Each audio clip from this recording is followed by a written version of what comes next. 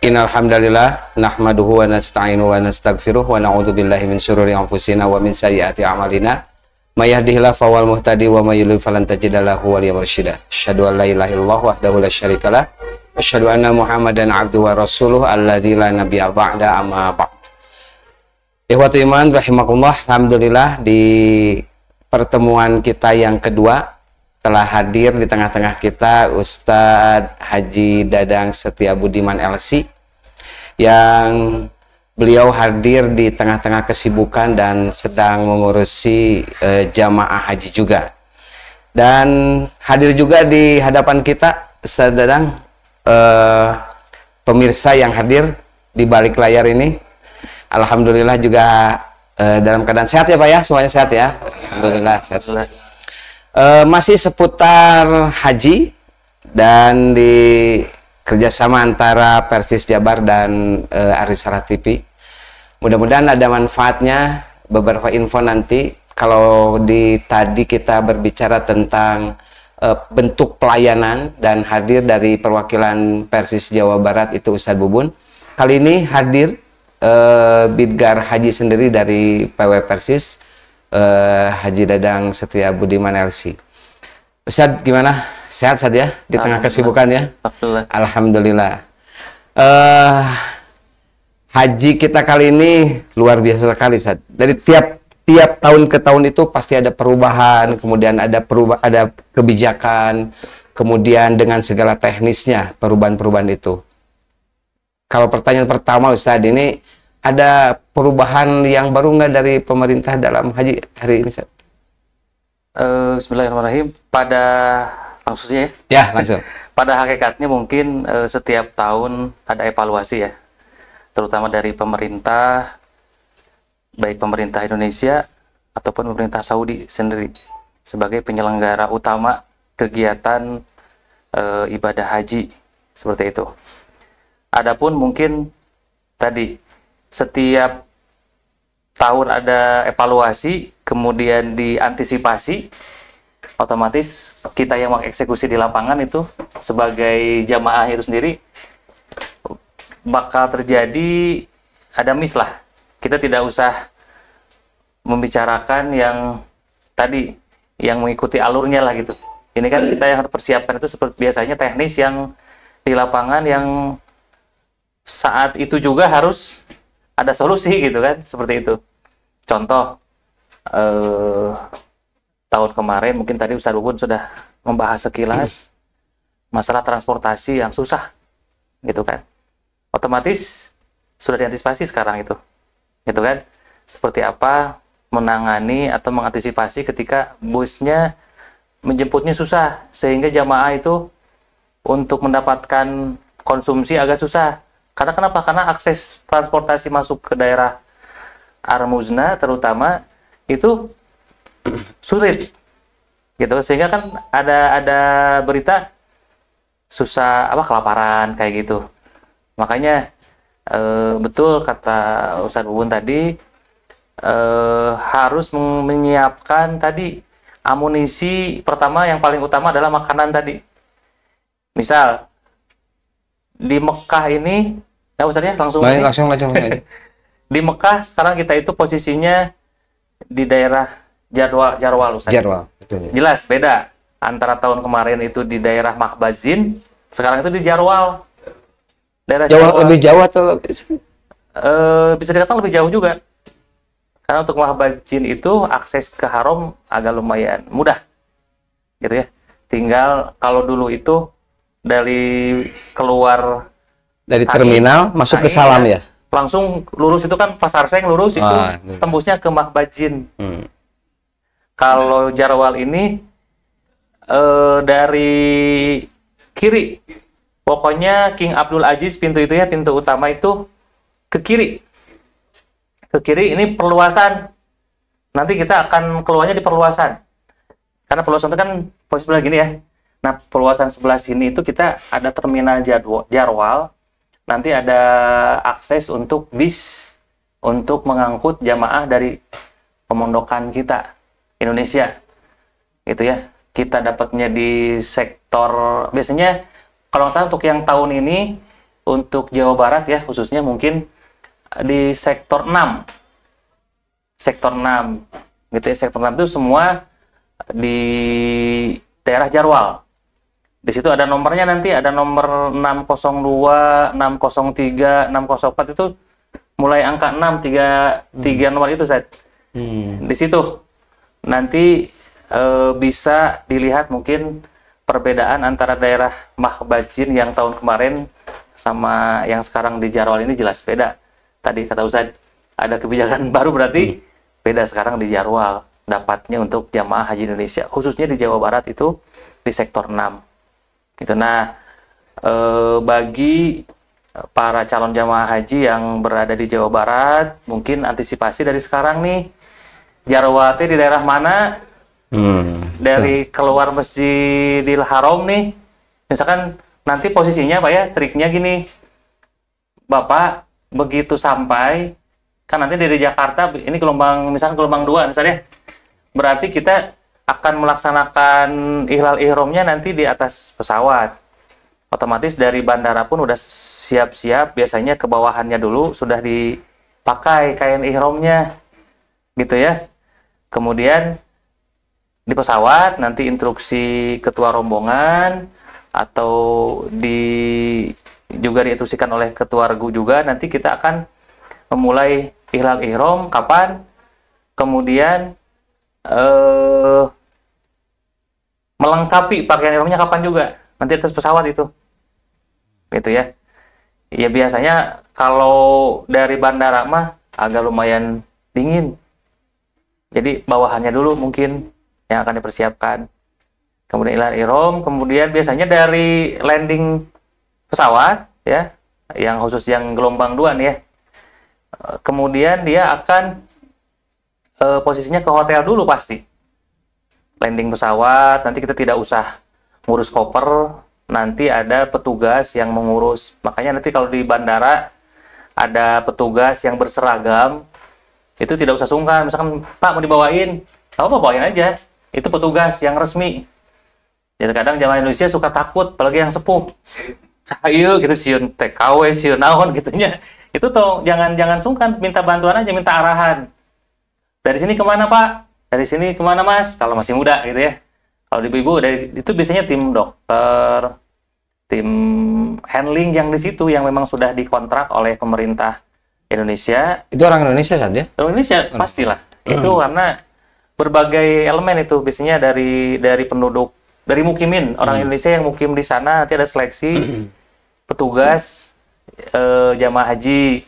Ada juga dari Indonesia kan, mungkin saudara atau kerabat yang dapat tugas, asatid juga suka ada saja yang dapat tugas itu mungkin elemen-elemen itu nanti ditugaskan di bandara, ada di sektor bandara. Jadi dari Indonesia begitu mau take off itu sudah ada kontak langsung ke Jeddah itu. Kloter sekian dari Jawa Barat akan take off jam sekian. Akan tiba estimasi di Jeddah jam sekian. Mereka udah prepare, udah siap. Gitu. Begitupun begitu landing, kita melewati proses imigrasi, jangan tegang, jangan panik lah gitu. Ikuti aja alurnya, santai, karena proses yang mestinya sejam bisa selesai, mungkin bisa jadi 2 jam, 3 jam. Itu hal yang wajar. Itu dalam keadaan ihram kita nanti itu. Di situ mungkin kesabaran gitu, makanya wala jidala gitu. Di situlah benar-benar itu kumaha petugas teh. Kadang dikit-dikit, mana petugas? Mana pembimbing, mana karung. Kita mungkin yang mudah-mudahan sekarang ini sudah diundang ya, insya Allah diundang oleh Allah SWT untuk melaksanakan ibadah haji. Istilahnya bekal sabar mah jangan diukur lah, bekal rupiah, real, dolar mah diukur, siap-siap diukur nanti oleh-oleh gitu. Tapi bekal sabar mah Bapak Ibu jangan sampai sebanyak-banyak lah saja. Itulah, bahkan no limit lah itu mah, harus no limit gitu. Kita tidak membuat orang lain kesel. Ada saya mah, bager, saya mah tidak banyak ngomong. Tapi kadang sikap kita kurang-kurang tapi kesebelan batur, itu yang kadang tidak sadar. Gitu ya. Makanya mungkin saling mengingatkan. Kadang diingatkan kayak gitu. Mungkin yang muda, Noel yang sepuh. Ingetin bagus, cuman caranya yang muda mungkin kurang baik, itu kan tersinggung jadinya. Disitulah memang sikap sifat seseorang itu di saat bepergian, terutama di masalah ibadah haji ini akan terjadi, dan memang jangan sampai kita abaikan, tong egois lah gitu Pak Inten. Nah setelah imigrasi nanti ada bis yang sudah nunggu tuh, koper sudah berjajar di situ, kita mah nyaman seperti itu, tugas kita, oh koper kita ada, sudah tidak usah cari mana koper orang, mana koper grup 7, mana tidak usah, yang jelas satu rombongan sudah disiapkan bisnya, nanti sudah ada alur regulasinya, naik bis semua, nanti naik bis, kemudian meneruskan talbiyah, nanti ikuti arahan ketua rombongan, kemudian sampai hotel, di hotel mungkin tetap menjaga ihram kita Pak, Bu, karena kita dalam keadaan ihram kan, langsung mau tawaf kudum ya, tawaf kudum gitu ya. Tadi itu kan posisinya kalau di gelombang 2 saja. Kalau di gelombang 2 persis itu ada Sumedang, Kabupaten Bandung Barat, Purwakarta, Ciamis kalau tidak salah. Itu gelombang 1 Ustaz. Secara teknis itu seperti apa Ustaz nanti? Teknis mungkin kan itu landing Madinah Pak. Ya, landing Madinah berarti itu tidak hilal ihram berarti. Dari sini mungkin mereka baju seragam yang sudah disiapkan. Tapi secara teknis nanti di jadwalnya juga sama saja ya Ustaz ya? Sama, berarti nanti posisinya dari hotel sudah siap-siap pakai ihram, nanti ke mikot, Bir Ali, kemudian ke hotel dulu sama. Ke hotel dulu sama pasti. Karena nyimpen barang-barang kita kan, yang koper besar. Tetap ketika larangan ihram itu dijaga dan lain-lain, mungkin itu akan mengarahkan pembimbing dan para asatid yang ditugaskan di bis tersebut gitu ya. Ya mungkin Karu tugasnya adalah menyampaikan informasi yang mungkin belum tersampaikan ke grup tersebut, lebih kecil gitu kan, kadang bisa aja salewat, ketua rombongan mengumumkan, nanti Karu harus lebih sigap, dan anggotanya pun tidak usah canggung ketika anggotanya duluan yang dapat info, wartoskeun ka Karu. Tadi ada info ini loh gitu kan. Gitulah. Itu sama. Ya. Sama. Saat ini kita setback dulu sebentar tadi ya. Kembali ke awal dulu misalkan. Ini dalam masalah dokumentasi barusan juga masih simpang siur Ustaz. Dan termasuk di tempat saya juga di KBB, ini perihal Covid Ustaz. Kartu apakah masih berlaku atau tidak, di sebagian diberlakukan, di sebagian enggak, itu gimana sih sebetulnya itu? Setahu saya untuk tahun vaksin ini COVID tahun ini udah nggak ada. Kalau vaksin meningitis masih. Betul kan? Betul. Meningitis masih ya. Karena untuk umroh sudah dihilangkan, tapi untuk haji sudah masih berlaku. Cuman mungkin macam-macam ya, jadi ada yang parno juga. Kalau mau tes COVID ya itu mah kembali ke masing-masing, kan kebutuhan kesehatan kembali ke masing-masing. Kayak meningitis, mau influenza, mau lengkap, mau apa lagi gitu ya, itu silah sah-sah saja itu mas sebetulnya. Tidak mesti jadi patokan lah gitu ya. Yang jelas COVID itu setahu saya sudah tidak diwajibkan. Gitu. Ya, baik Zat. Tapi kembali lagi ke tenis yang tadi Zat. Ini soalnya kan tadi ada perbincangan tentang masalah itu. Tadi kembali Zat ke masalah teknis gelombang 1, kemudian gelombang 2 secara teknis nih. Nah ini kan kita mau siap-siap nih dari hotel, kemudian mau ke Mina. Kemudian tadi juga sempat dibicarakan tentang teknis di lapangan, fungsi Karu dan Karom apabila nanti langsung ke Arafah atau tidak tarwiyah dulu, nah gitu. Itu gimana tuh Ustaz, sebetulnya di lapangan tuh sebetulnya gimana sih?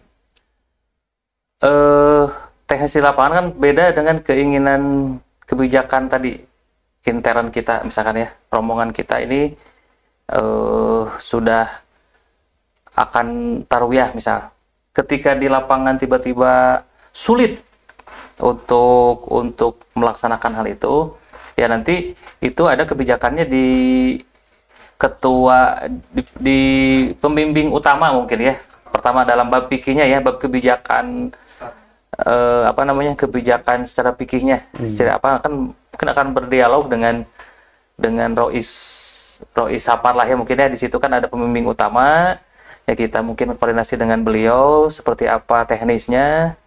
Maaf, ini memungkinkan nggak misalkan itu kita negosiasi dengan maktab gitu? Sebetulnya bukan menyepelekan ya, bisa saja, tapi untuk saat ini sulit sebetulnya, sangat sulit. Makanya pemerintah kan sama sekali tidak memprogramkan tarawih ya, betul nggak kalau nggak salah? Betul. Ya kan? Takut saya salah info gitu ya. Makanya kalau yang saya tahu pemerintah itu sekarang sudah tidak ada kontrak memfasilitasi tarawih tersebut, kecuali mandiri. Mandiri itu mungkin yang mandiri itu ya terus terang memang perlu ada koordinasi khusus. Jadi ada tim khusus. Mungkin pasti ada tim khusus yang akan membantu terselenggaranya program tarbiyah tersebut. Pasti ada. Itulah ya. Tetapi itu memungkinkan saja untuk memungkinkan. Cuman terus terang tidak ya biar tidak ada PHP ya. Gitu ya. Sebetulnya sangat sulit untuk kondisi sekarang. Sangat sulit dengan kebijakan Indonesia dan kebijakan Saudi itu sendiri. Sebetulnya sangat sulit terus terang. Gitu. Baik. Berarti nanti langsung ke Arafah ya, ke Arafah ya. Langsung ke Arafah, wukuf di Arafah. Di Arafah pun kan baiknya itu sebelum zuhur. Tapi kan terkadang teknisnya itu ada yang sampai malam di Arafah datangnya kan. Itu nggak ada masalah ya sebetulnya. Ya sebetulnya kan kita nanti sebelum intinya pada Arafah itu kan khutbah Arafahnya ya. Yang zuhur ya. Jadi dari sebelum zuhur sampai zuhur ya. Zuhur. Itu ya. Jadi dari zuhur ke sana harus meninggalkan Arafah. Betul nggak? Betul, sampai maghrib kan? Sampai maghrib. Gitu kan. Itu pun memang teknisnya sekali lagi memang kita harus tadi mungkin maaf nih. Fungsinya gini. Cobalah nanti mengusulkan dari Karom ke pembimbing utama sebelum hari H itu adanya survei. Minta mending kita mengeluarkan maaf ya kocek sendiri kita biar sebagai karo untuk poekeun. Meskipun kita pernah umroh nih berkali-kali, misal sering lewat tuh Arafah, Mina, Muzdalifah, tempat melempar itu sudah katalar lah. Tapi kan umroh jarang melungsur. Nah ini mungkin bisa mengusulkan Ustaz. Bisa mengusulkan mungkin dari Karu atau Karom. Ya kalau misalkan tidak ada anggarannya bisa patungan. Proaktif lah patungan. Ya orang survei nanti bisa nyewa taksi. Satu taksi 6 orang gitu. Tapi untuk nyurvei bahwa alur dari awal sampai akhir gitu. Supaya ada gambaran. Karena dipastikan kalau survei kan pasti masih kosong. Karena kan satu waktu saja. Betul. Kalau hari H kita balik ke sana, itu memang kondisinya di sana tuh biasanya kita ada di zona nyaman biasanya, atas nyaman atau rausen lebar daripada survei mending ke masjid. Gitu. Ya saran saya kalau misalnya ada waktu dan memungkinkan diusulkan aja bisa nggak untuk survei gitu sekali atau maksimal 2 kali lah gitu. Biasanya ada sih sebetulnya. Biasanya suka ada ya. Bagus kalau memang ada. Betul, kalau ada ya harus. Betul, harus. Ya kalaupun misalnya tidak ada, saya diusulkan gitu. Ya. Ya. Terus kalau misalkan ada jatah sekali untuk survei, saran saya misalnya 2 kali lah minimal, maksimal 3 kali. Saya rasa mendingan sambil ameng gitulah ya. Survei saja gitu. Katakanlah budget sekali survei misalkan 20 real. Nyawayah nawe gitu daripada kita poeken gitu lah. Apalagi yang mungkin yang nggak bertugas jadi karu atau karom itu lebih bagus lagi. Jadi bisa bantu istilahnya job desk karu dan karom juga gitu ya. Gitu Zat. Nah, teknik di lapangan lah mungkin seperti itu ya saja antara problematika yang lebih itunya kan Mina, Arafah, Muzdalifah, Mina ya. Itu yang yang sangat krusial sekali Ustaz. Sejauh ini nih transportasi. Kan kalau misalkan dari Arafah ke Muzdalifah kan jauh tuh. Kan jauh tuh. Kalau tidak memungkinkan apa yang harus dilakukan Ustaz? Misalkan kan itu sangat jauh sekali. Dari Arafah ya, betul. Itu biasanya lebih kondusif sebetulnya mah kalau memang maaf ya ini berbeda dari tahun kemarin ya karena tahun kemarin kan pasti permulaan awal setelah COVID mungkin ya masih adaptasi. Jadi info yang saya terima itu 2 tahun kemarin lah ya setelah COVID itu bis banyak tapi untuk sopir susah karena waktu COVID itu kan banyak yang dipulangkan, pegawai-pegawai bis itu. Karena haji mungkin 2 tahun ya, off ya. Betul. Gitu. Nah, adaptasi itu memang puncaknya di kemarin, tahun kemarin. Jadi kendaraan banyak, kemudian SDM susah. Termasuk istri saya juga waktu di tenda Mina, dapat tenda yang tidak ada AC-nya, blowernya itu nggak nyala, nggak dingin. Hurung tapi nggak dingin. Ternyata kan harus disimpan es batu kan. Kata saya, cek itu petugas, kan beda tuh perempuan dengan laki-laki ya. Cek apa namanya petugasnya. Nggak ada, petugas cuma seorang katanya. Kenapa? Ngangkutan es batu. Nah itu satu tenda itu kan harusnya banyak kan. Cuma sendiri. Katanya kasih uang 10 real. Bilang tenda saya nggak ada esnya, nggak dingin. Bro, tapi panas tetap.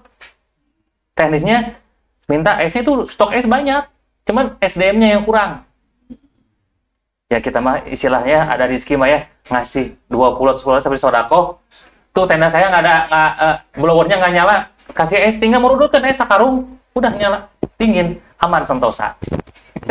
Daripada di luput tenda, ngamuk-ngamuk, ngomong yang nauzubillahnya dalam keadaan ibadah haji itu sayang. Ibadah yang sekian puluh tahun ditunggu-tunggu, gugur, ataupun yang bahasa sunnah apa, masalah nukar itu gitu lahnya. Nah itu hal-hal teknis yang sekiranya bisa diupayakan oleh kita, apalagi mungkin minta bantuan mutawib. Karena mutawib tuh sekali lagi harus dipegang, nanti satu bis ada mutawib, kita pegang siapa mutawibnya. Karena mutawib yang bisa komunikasi bahasa Arab. Mungkin punten karom bisa bahasa Arab, tapi ngomong sehari-harinya mungkin susah, gitu kan? Gitu. Baik, San, mungkin ada beberapa lagi ya. Soalnya gini San, bahkan nanti bisa jadi di Musdalifah hanya lewat saja. Betul. Nanti batunya ngambilnya di mana itu? Kalau lewat saja di Musdalifah cuma lewat aja. Ya. Batu kan bisa dipersiapkan dari sekarang, bawa batu nggak? Nggak. Di Musdalifah. Gitu. Seandainya nanti di Musdalifah hanya lewat saja gitu ya. Karena faktor transportasi sangat padat, kemudian hanya lewat saja di Musdalifah. Apakah di Arafah bisa ngambil batu atau gimana nanti teknisnya, Seth? Biasanya untuk ngambil batu bisa, insya Allah efektif. Meskipun lewat saja, tapi kita sempat sih insya Allah untuk ngisi batu mah, gitu. Oh. Di Musdalifah mah wajib itu. Daerah mabit di Musdalifah. Mohon. Wajib. Regulasi sekarang itu biasanya Pak, kalau nggak bisa diam sedikit ya, nah inilah tergantung kepiawaian tadi karu atau karom. Saya misalkan udah duduk nih di satu tempat, udah dapet nyaman, tiba-tiba suruh pergi, Bu, Pak, ada angkat we, bios, kayak kosong calik deh, gitu aja. Kan biasanya orang disusulan ku askar, nusa kitu garangna, kan jadi fokus teh untuk ibadah gitu aja, kasih askar we. Pada askar mah hanya menjalankan tugas sebetulnya. Orang sih kekituan ge lain saya ngajarkeun terus. Kan kita ke Abdullah kan harus mabitnya. Duit kenapa teh pokoknya mah di mana we bobon mah. Yang penting mabit di Musdalifah merasakan bintang 1000 bintang. 1000 bintang gitu ya.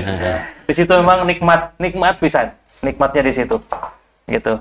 Kan untuk hanya mengambil batu meskipun pahitnya kita kausir gitunya, ya itu kan mungkin beda lagi ya, karena teknis yang pengharusan seperti itu gitu ya. Tidak usah dijadikan dan jalan saat gitu. Betul. Yang penting tadi ngambil batu di mabit. Makanya nanti teknis dari Arafahnya biar supaya nanti di sana bisa bermalam. Nah gitu ini kan?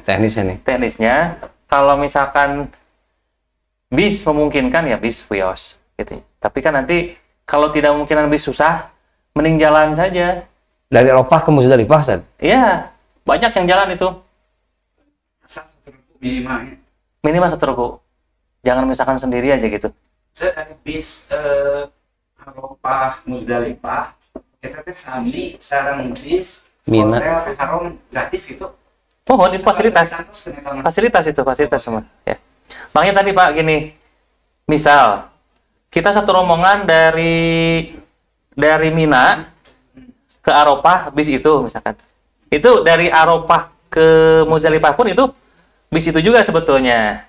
Nah, kalau misalkan kondisinya macet pisan, kemudian apapun itu, pokoknya yang mengakibatkan kita tidak mungkin pakai bis yang tadi. Sebetulnya masuk saja bis yang mana, Pak? Bis mana wae, Pak? Jangan kaku. Jangan kaku. Betul. Jangan kaku.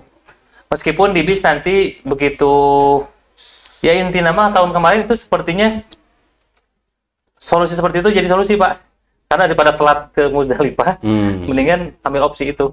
Muzdalifah ke Minanya kemudian apa? Betul. Itu lebih dekat kan ya saja. Betul. Iya.